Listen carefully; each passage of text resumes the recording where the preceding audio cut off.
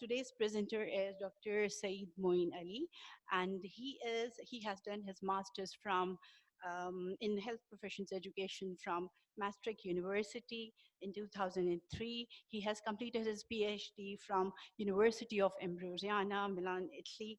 Currently, he is a director of Department for Educational Development at Jinnah Sindh Medical University. He is also a program director at JSMU, and he is an assessor for femur keel MHP program and an advisor to the president WFME. So I just wanted to share, we have an online participant, Miss Rose. She's an assistant professor at Al Khan University Hospital, Nairobi, Kenya. So I welcome you, Miss Rose. Can you hear me? Can you hear me, Miss Yes, I Rose? can.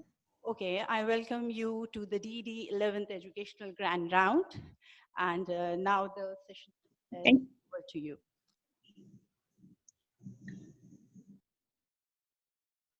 Assalamu alaikum. It's a great pleasure and honor to be here at AKU. It's really a very humbling experience, and I hope that we will be able to share experiences and have a good discussion at the end. A lot of my talk will be related to MHPE program because that's where I'm concentrating these days. So, but it will relate to medical undergraduate and even postgraduate programs as well. This is the disclosure slide. I, I'm thankful to my immediate boss, Dr. Kausar, for for helping me select the topic, and it was her guidance which led me to the development of this presentation. I'm also grateful to my intermediate boss. His name is Mr. Zen, and he's 2 years old, and he controls the lady who is holding him, and that's my actual boss, the Professor Lubna Beg, for allowing me, for not giving me enough work so that I had full 40 minutes to make this presentation. So that's very, very kind of her to have given me 40 minutes. So I'm really grateful to these two ladies. Thank you very much. Very sincerely, thank you. I've divided my talk in three sections: what I know, what little I know about metacognition. So this is the shortest section. Then what I'm doing about it, and then what I hope to achieve in this area. So, starting with metacognition, what I know, this is really, it was defined as in 1979 as cognition about cognitive processes. This was done by Dr. John Flavel of America. He was a cognitive psychologist, and he coined this term of metacognition in his article. And then in the same article, he said this could be thought about as thinking about thinking. And that's how we will go about thinking and how it relates to education. So the definition of metacognition has two components, and we need to memorize those two components. It's knowledge and it's control. So it's knowledge about whatever you want to know, and it is control about the learning process. So this is how he has defined it, and this definition came up in an article in 1988. So this is how we will go about this. The entire presentation is divided into two sections. One is about the knowledge part of it, and the other is about the control part of it. So we will divide metacognition into two components based on literature: knowledge about cognition and the monitoring of cognition, the monitoring of the learning process. So you've got to, I would request you all to memorize this or to know this, that it has two components. Metacognition has two components: the knowledge part or the cognition part and the monitoring part. Okay. So we need to know who we are as learners, what, where we like to learn, at which place do I like to learn, in the library where it is quiet? Do I like to sit in my room and learn? Or like one of my friends, he liked to actually study in front of a television. where the TV was blasting and he could cut off himself from the world. So you have to have knowledge about yourself as a learner. And you have to have some knowledge of the text that you have to learn or the material that you have to learn. So, and whatever impacts your learning, you should know that. Do you need coffee to keep awake? Or do you need coffee like me to sleep? So, it depends. It varies from person to person. So all this comes under knowledge of cognition. And then this knowledge of about cognition is divided into three sections: knowledge about the person himself, knowledge about the task, knowledge about the strategies for learning. So what I would request you to do is, are you all aware of the acronym CPSP? Yeah, anybody who's not? CPSP? We know, okay, College of Physicians, Surgeons, Pakistan. So CPSP, instead of CPSP, I would like you to know CPST. So cognition, knowledge of cognition, C, has three sections: person, strategy, and task. Is that difficult? Do CPST? All right. So metacognition, how many parts? Two, two main parts: knowledge of cognition and monitoring of that cognition. So there's knowledge of the cognition, there's monitoring. Right now we're talking about knowledge of cognition, and knowledge of cognition has how many parts? Three, which are, thank you, CPST. The cognition part is, the first one is knowledge about person, which is belief about the human nature as a cognitive processor. And then the task knowledge: what does the task demand? What kind of task are you going to memorize or learn? That's knowledge of the task. And then the third is knowledge of the strategies. What strategies are useful for learning that particular task? Does CPST make sense to you now? Yeah, all right. So let's get ahead. Now, tasks may be loosely divided amongst three types, like recalling or memorizing facts. For example, classifications. As medical students, we all have to learn classifications. All types. In every subject, there is some classification or the other that you have to memorize, whether it's medicine, you're memorizing classification of anemia, or memorizing the differential diagnosis of acute abdomen in surgery, or it's pharmacology, or it's physiology. There's always some classification or the other that you have to memorize, just memorize. Serum values we have to memorize. There's hardly any logic why blood cell count is in millions and WBC is not in millions, and so on and so forth. So that's something you just have to memorize. Names of drugs. So we know, I mean, some of us really struggled when we reached third year and started learning pharmacology. So that was a big struggle, we still remember. Then understanding the process of apoptosis, process of glomerular filtration, or pathogenesis of diseases, or steps in management of a disease, whether it's medicine or surgery or peds, or even if it is public health. There are processes involved in public health which we need to know and understand. And then to rationalize the phenomenon, that is also something that we need. This is conditional knowledge. Technically, this is called conditional knowledge. If, where, if, then, if this happens, then what to do, and you've got to know why you're doing all those things. So why are certain drugs interacting? Why is there an antidote to a certain poison or toxic agent? Why are there bends in Cason's disease? Why What happens if a person ascends quickly, and why doesn't that happen if a person is slow in his ascent? And why are there weight changes? Why is there obesity in hypothyroidism and in Cushing's? Why are they different? How are they linked? And so on and so forth. So this reasoning, this rationale process is also very important for us, especially as medical students. And these are all tasks, but we need to be aware of the, you need to be able to compartmentalize the task under certain headings. Because if you don't compartmentalize them, then you cannot allot certain appropriate strategies for them.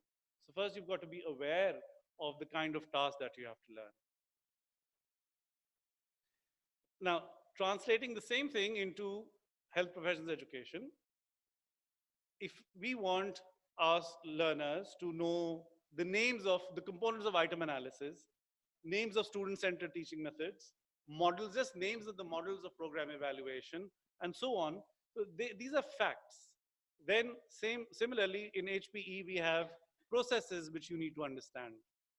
How do you align components in a curriculum? How would you match them with milestones and EPAs?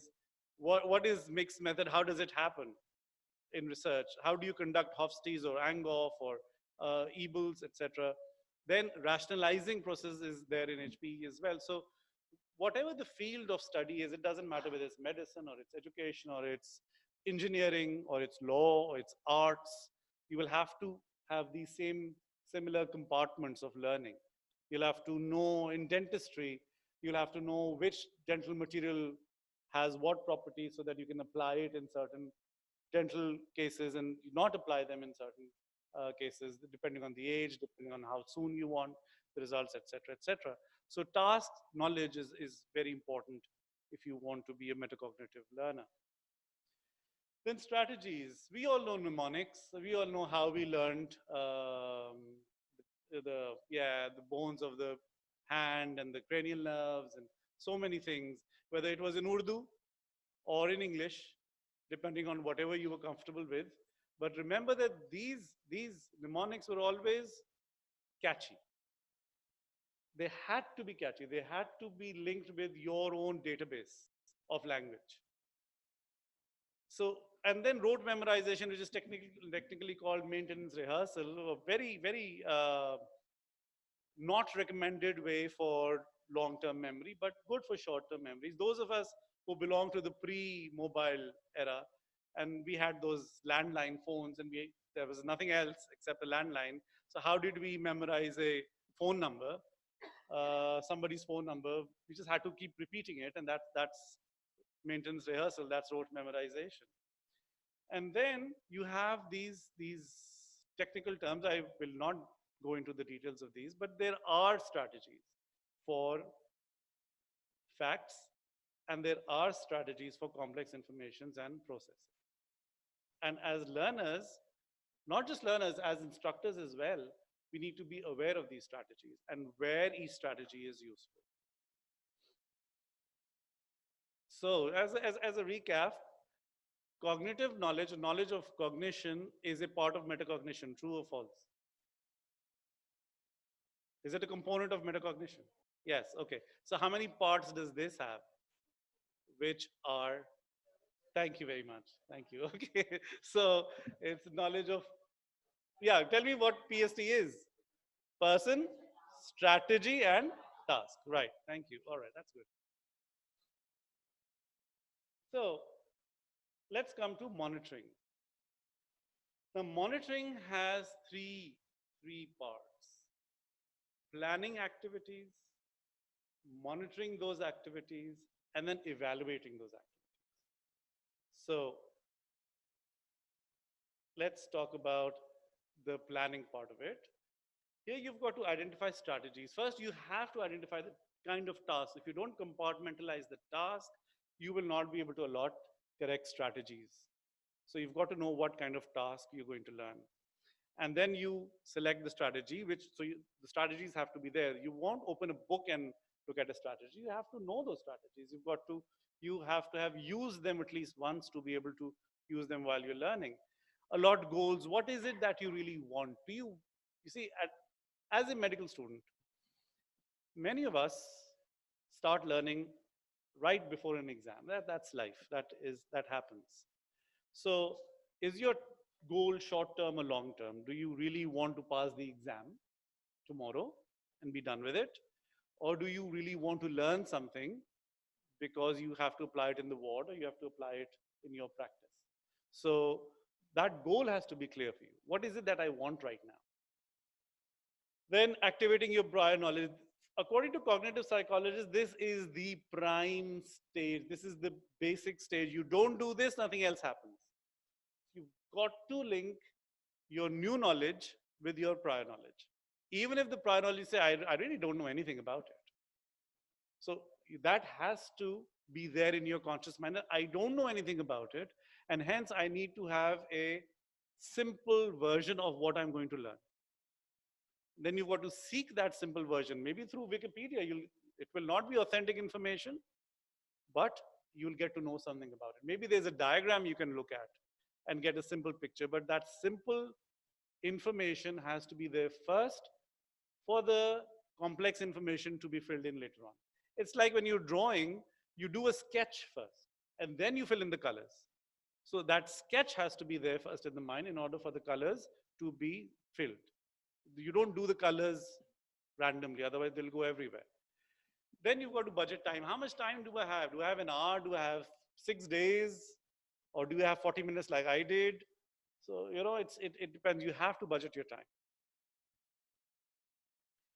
Then the second part. Now, here, let's go back. This is planning an activity or planning of activities, monitoring, and evaluation.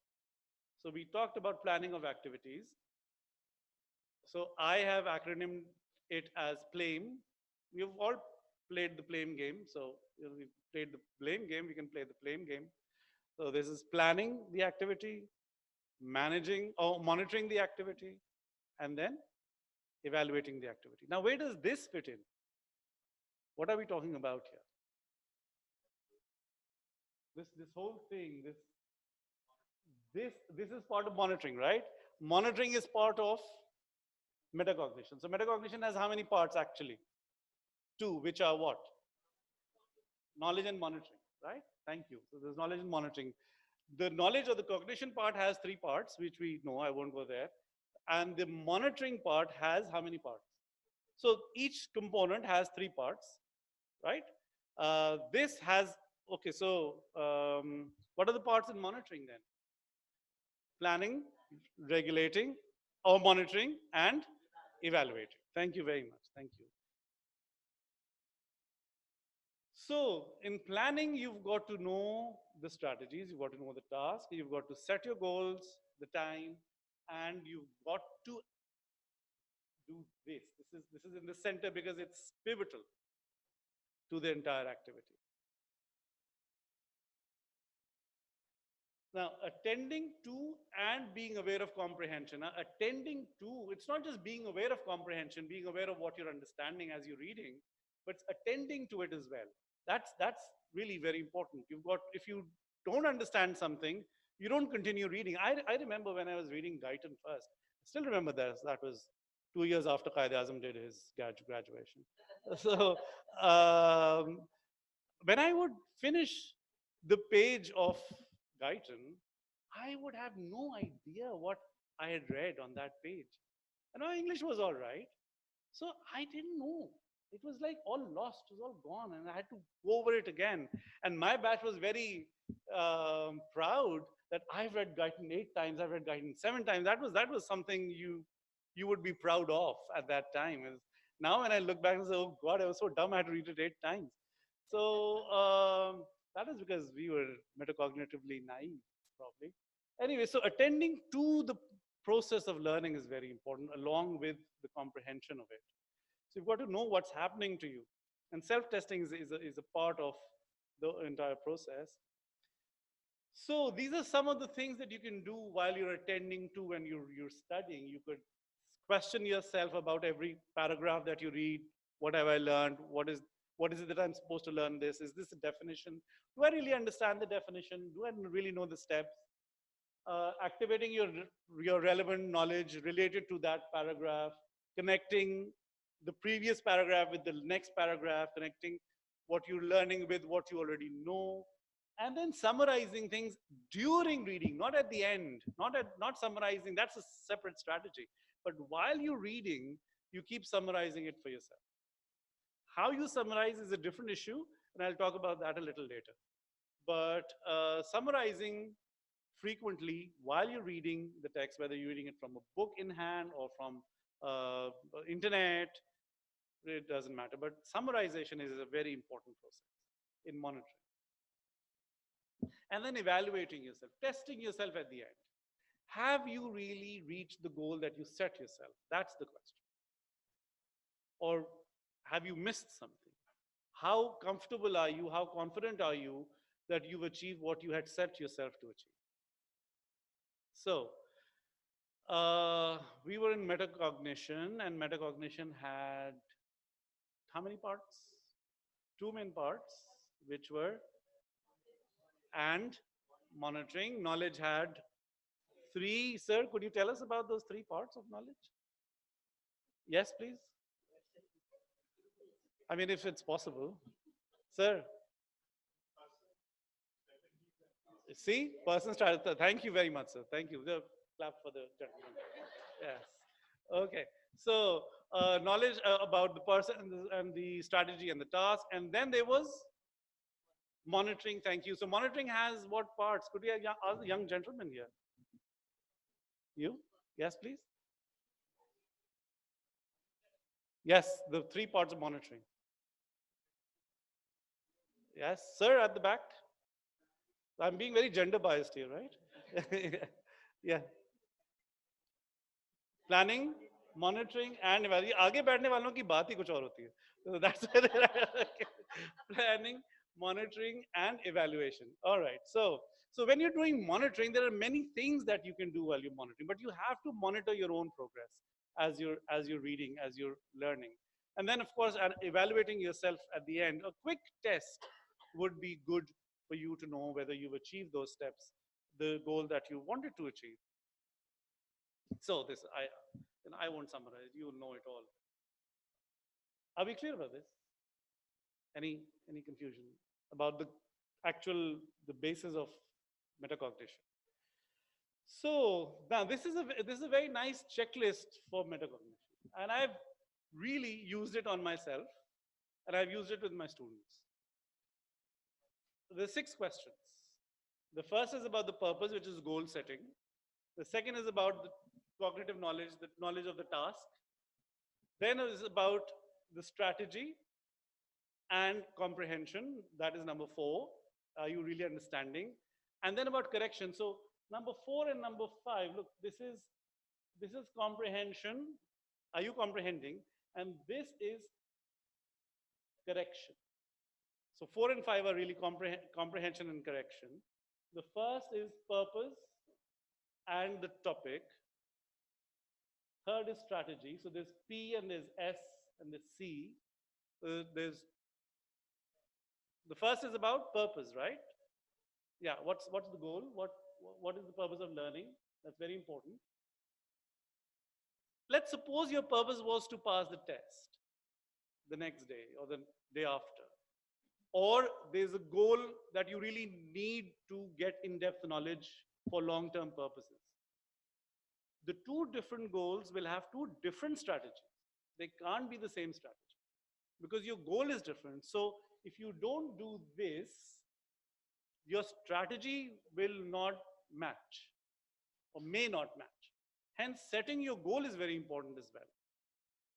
Because short-term strategies for short-term purposes are different and strategies for long-term purposes are different. That's why setting your goal is a very important issue. And activating your prior knowledge, as I said, all cognitive psychologists will say you do not learn unless you do this first. So that's really very important. So setting the purpose, knowing the topic, then selecting the strategies, and then comprehension as you proceed, and correction. If you're not understanding something, if there's something which is not clear to you, then you've got to be aware that, okay, this is something I don't understand. And why don't I understand it? What is it that I'm missing? What is the missing link in my mind about that topic?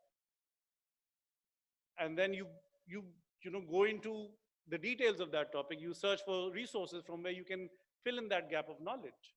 That is why this step of correction is a very important step, because you will not be able to complete your goal unless you make correction. And there will be flaws, there will be loopholes. It's not possible to have a smooth sailing if you're learning something the first time. So, so what are the 6 questions? Just give me the topic, don't the questions. What is the first thing about? Purpose or goal setting. Thank you. Second one, activation of prior knowledge. Are you sure it's activation of prior? Yeah. The topic, what is it that you want to learn? So the first is about goal setting, purpose. The second, the topic. The third, All right, right. Then comprehension and correction. Okay, now this, you see, I, will you be able to remember comprehension correction? Yeah, this is a strategy called chunking. So you link two things together so that when you are letting that information enter your mind, they enter together and they come out together. The problem, the issue with us in learning is not memorization. Memorization is not our goal. Our goal is recall and retrieval.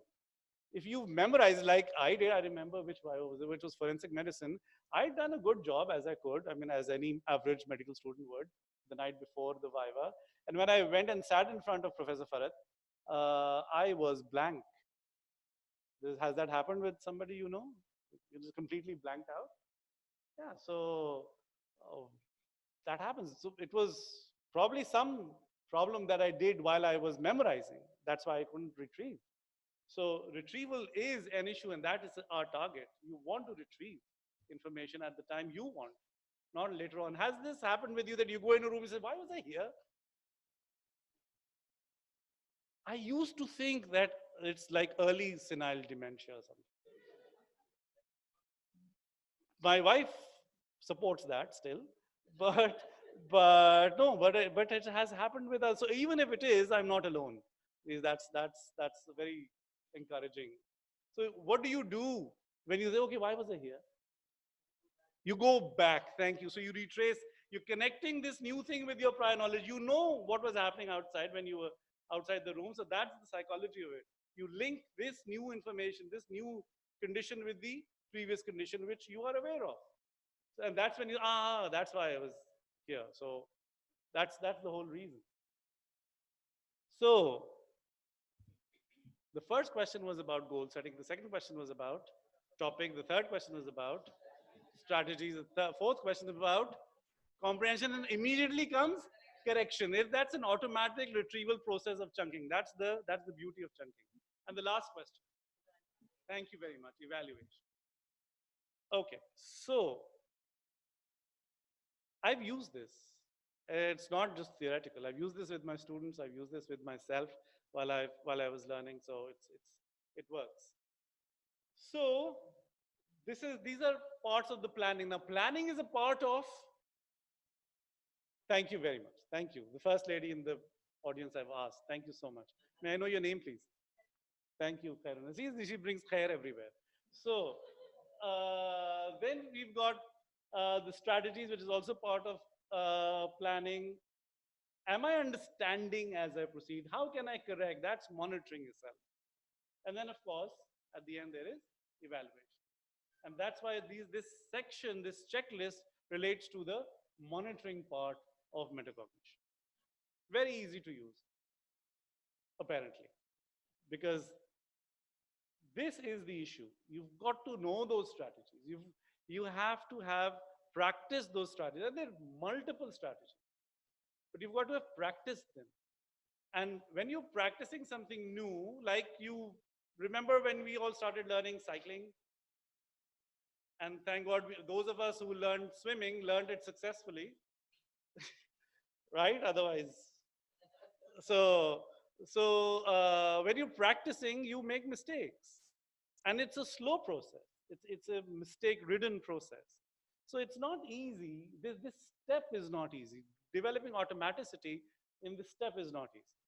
It takes a very long time because there are multiple strategies, and you tend to get bored. It takes more time because you're not automatic at it. Like ladies who drive, do you remember when you started driving? You know what happened to the traffic? I mean, around you. And now when you drive, you can do multiple things. You can give directions to the cook at home to do this, and to the husband at home to do that, and etc., etc. But that takes time. The gentlemen who drive, there's so many things you can do together at the same time while you're driving and not paying attention to the task at hand. It's possible. It's automation. So that takes time. It's not easy. So can anybody summarize what we've just done? Thank you, I got my answer. So we've talked about metacognition, the knowledge of it, and the monitoring of it. Knowledge has components, monitoring has components, right? And we ended by having a checklist on monitoring, right? And that checklist had how many questions? Thank you very much. The last question was about? Thank you so much. That's just wonderful. So what am I doing about it? That's the second part. Now, 1998. This was the time when I started learning. The first time I read about educational psychology, and the first time I read about learning, and it was so flabbergasted, so amazed by the theory of learning, the model of learning, and all that. And मुझे बहुत जोर का आया learning. It was really, really. So what I did was to relieve myself was I did a workshop in 1998 at the Park American Cultural Center because I used to teach there as an English language teacher, and I arranged a workshop there for just anybody. They announced it. They were, very nice people there. So they put up pamphlets, and people came for a 4-hour workshop in the evening. And I had a good number of people. I mean, there were students there who used to come for learning English, and there were students who used to come for different courses. So a number of students came because it was free, and I revised my learning there with them. I cannot guarantee the quality of the workshop because I knew nothing about workshops at that time. But I got to revise the things I learned about learning and about memory. And that helped me in consolidating the knowledge of metacognition as well. And then in 2004, I did a workshop on learning style at the Aga Khan here. There was this conference, and I did a workshop on learning styles. That also helped me learn, and that helped. By that time, I hope I got good feedback from the Aga Khan administration because they sent us feedback about the workshop, and it was pretty decent. Then in 2009, the MHP program in Dow started, and I was there, and I tried to use as much as I could during the teaching of that course, and some of the affectees of that batch affectees are still here. Yes, so they'll give you stories, some of which you can believe on, some of which are absolutely not true. Uh, so I tried to use these learning strategies as much as I could in the program. Now, some of the things that I actually emphasized on was I tried to know the study habits of the people. For example, I know of this very senior gynecologist, an MHP student, who used to study between the hospital work and his private clinic. So in the afternoon, he had 2 hours, and he used to study in those 2 hours for the MHP program. Another obstetrician, we used to get up early. So she would get up instead of 6. She said, I used to get up at 5:30, and that was easy for her. So before she went to the hospital, she would do her reading and stuff. A third person, this was a basic scientist who said, I could study in the college because I have free time. I get like 5-6 hours a week free, and I use that time to do my assignments, to study up. So I had to know that. It was important for me. I used that knowledge of their study habits while I was planning and preparing for the face-to-face sessions. Then their skills, how adept are they?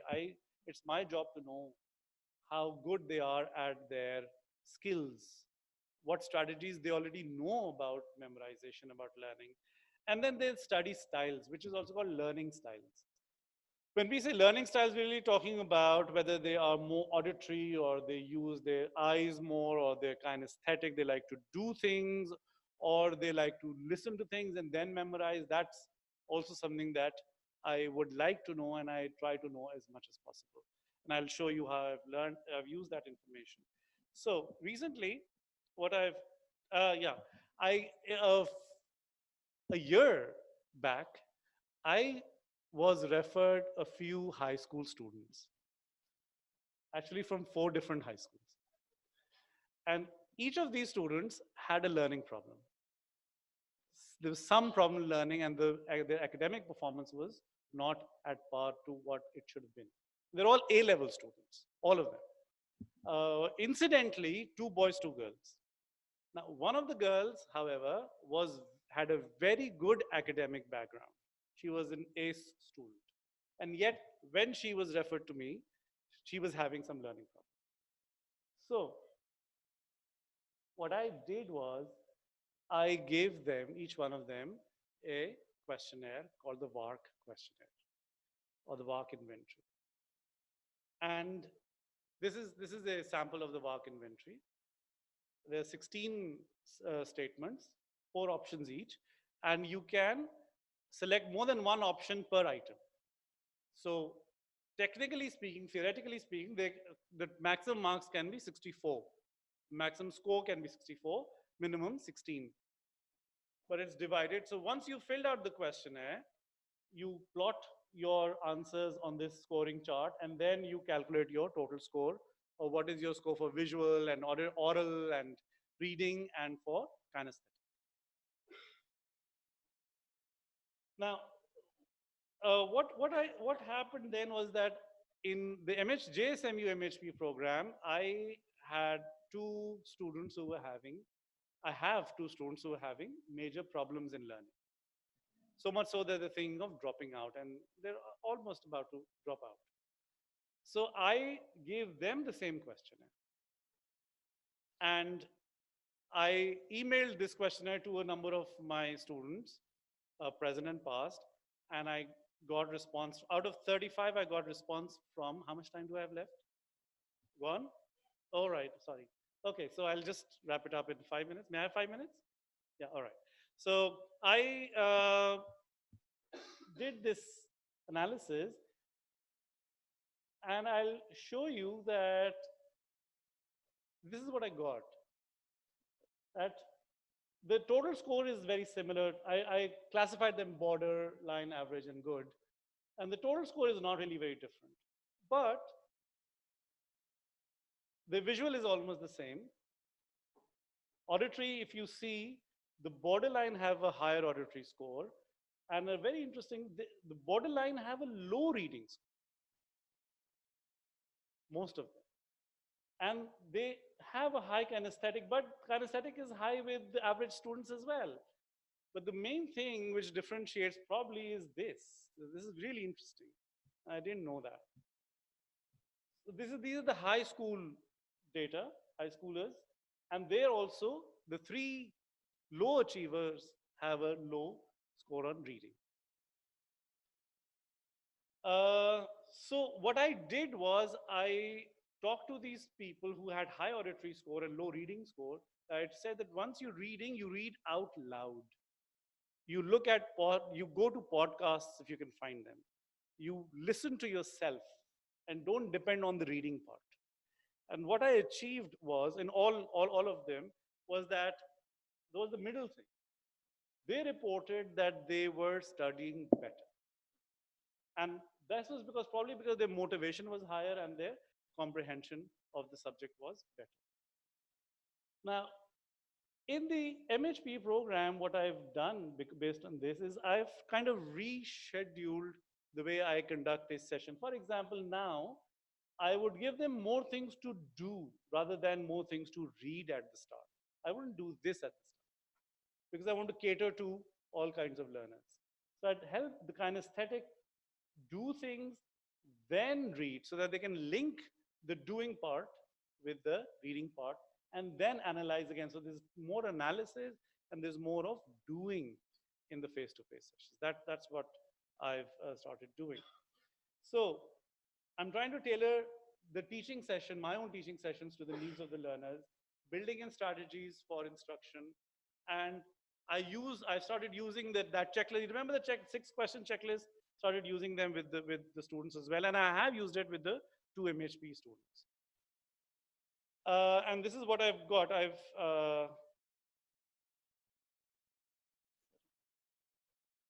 Yeah.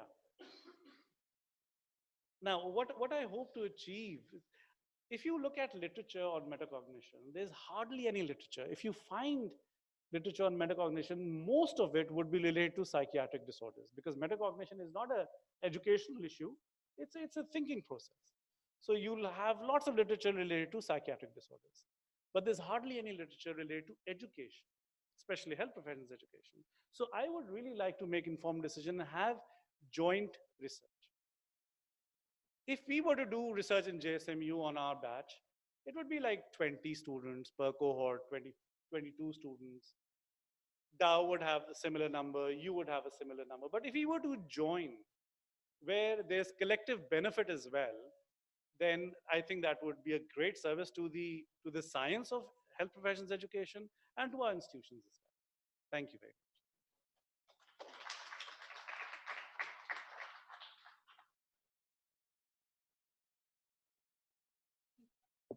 Thank you, Dr. Moeen, for the wonderful presentation. Now the session is for a panel discussion and with the question and answers. We have Dr. Hadia Pasha, and she is a clinical psychologist, and she has more than 20 years of experience of working as a clinical psychologist in educational, psychiatric, and community settings. And currently, she is working as a manager in the Department of Student Development and Counseling at Khan University Hospital. So I would like to invite Dr. Hadia Pasha. Please, Dr. Hadia. We also have Dr. Tashfeen Ahmed. He's working as an assistant professor in the Department of Surgery and Basic Sciences, and he has done his fellowship from Famer Institute, Philadelphia, US. And Dr. Tashfeen, would you like to start? I would also like to invite Dr. Azam Afzal. He is working as a senior instructor in the Department of Medicine and Department for Educational Development. Dr. Azam, please come. And Dr. Meen. The session is open for any questions. Questions? Questions to the panelists? Any question?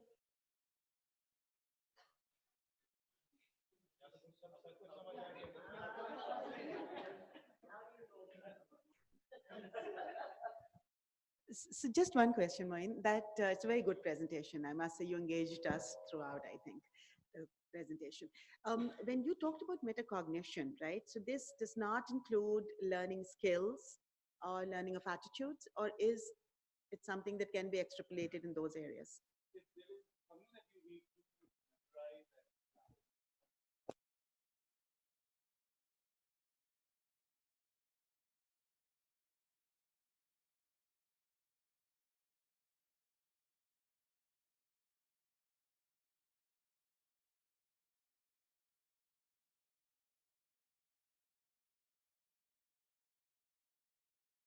Hadia can shed light on it. Is it? Yeah. So exactly what would you like to know? Now, what this presentation highlights very well how to make students learn knowledge-based things. Mhm. But can we extrapolate these guidelines to the learning of skills and learning of behaviors? That's what I wanted.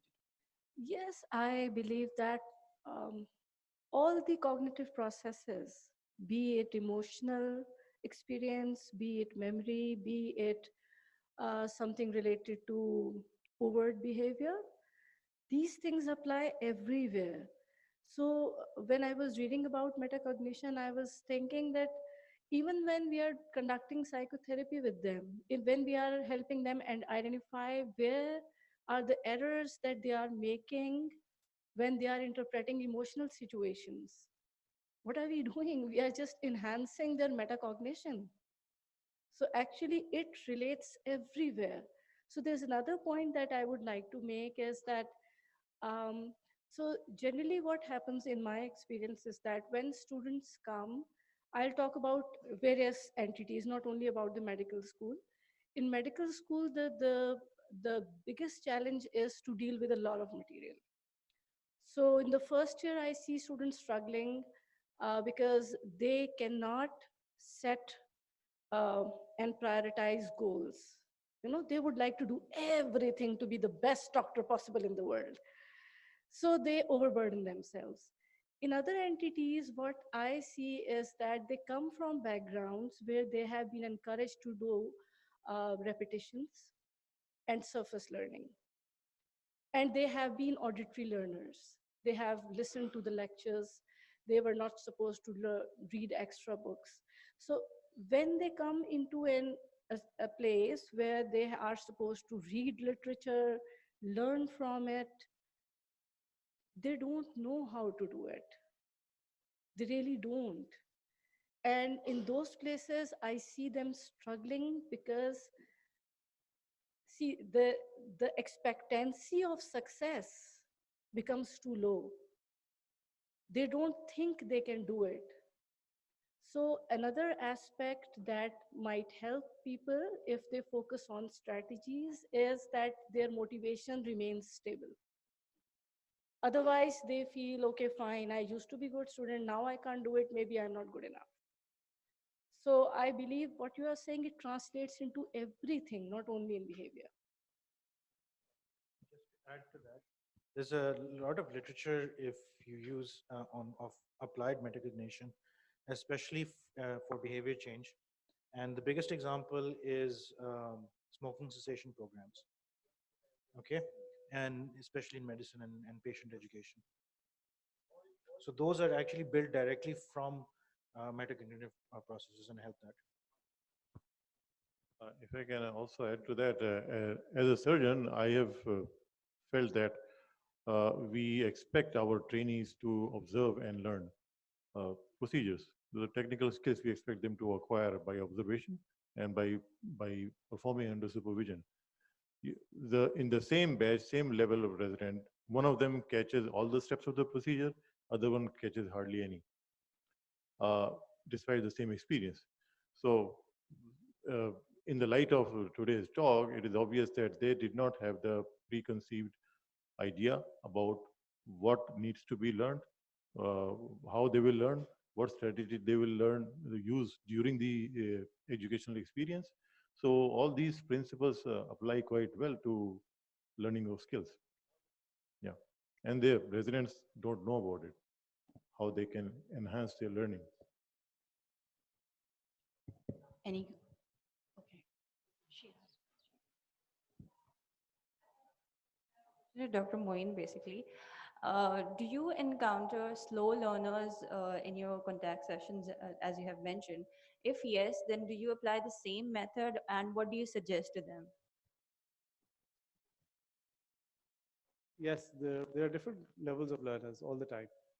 And yeah, I've started using this with them and I've had success. Like one of the learners who I was having great difficulty, I switched his uh, learning method, his strategy.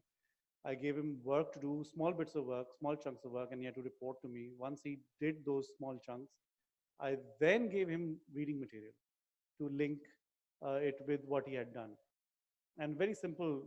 So I saw that he could not only understand, but his motivation was there because now he comes to me without my having to tell him, and he reports. Yeah, but in such situation when there is a time constraint as well, what do you suggest to those, in that scenario, particular scenario, when there's a time constraint but the learner is slow? You see, a master's program is developed in such a way that it has to cater to the needs of the people who are there. You can't straitjacket them in time. So they have to have that latitude, and that is why I think HEC and PMDC has given that latitude, that there's the validity of the admission period. If you can't do it in 2 years, you have more time to do it. So we give them that time, and then they should be ready. You have to sit with them, talk to them. They have to be ready that, okay, they can't go with this badge. They can always work with a junior badge. It's not an issue of ego, or it's not an issue of feeling embarrassed. It's your own style. Sometimes you're good at learning, but your life is so busy, you can't give time, even if though you are a fast learner. Any further questions? Dr. Tariq.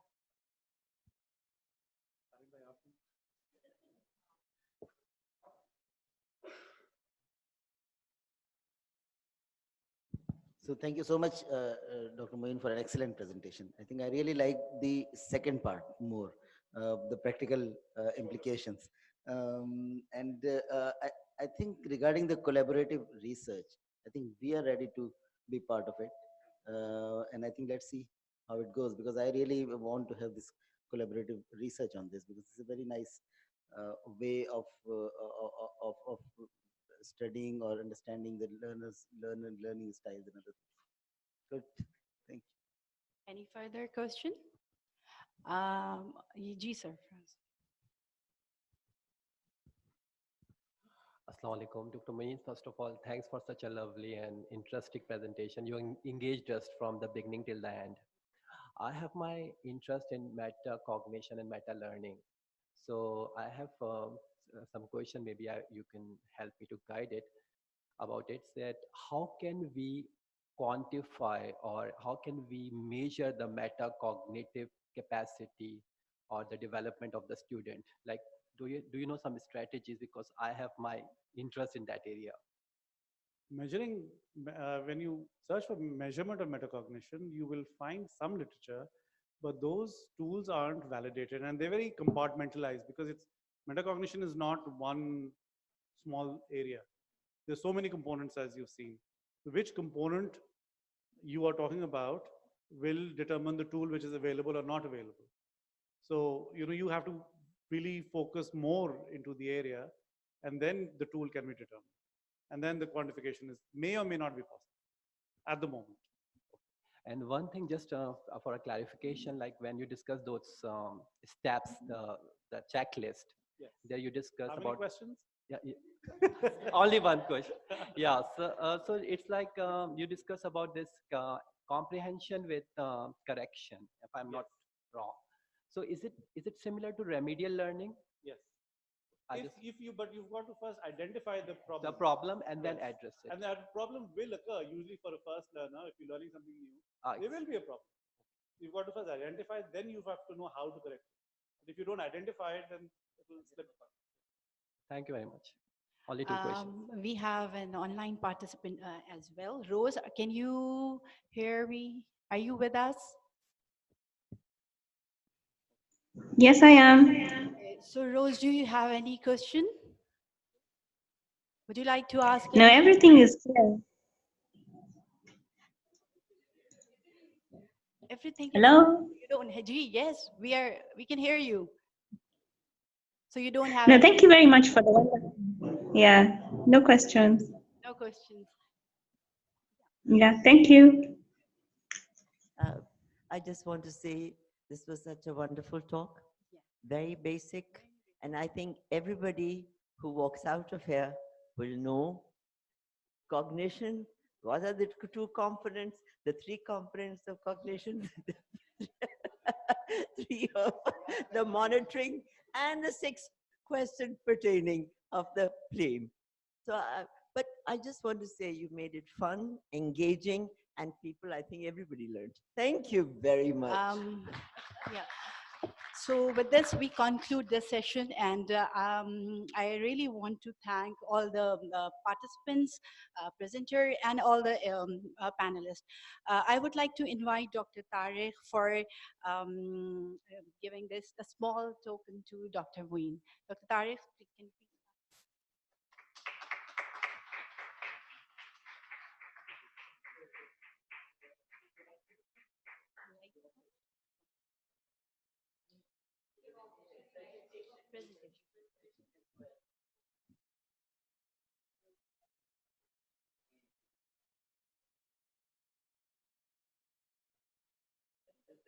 Thank you so much.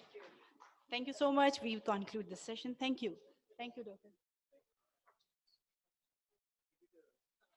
So tea is outside. Please have a cup of tea.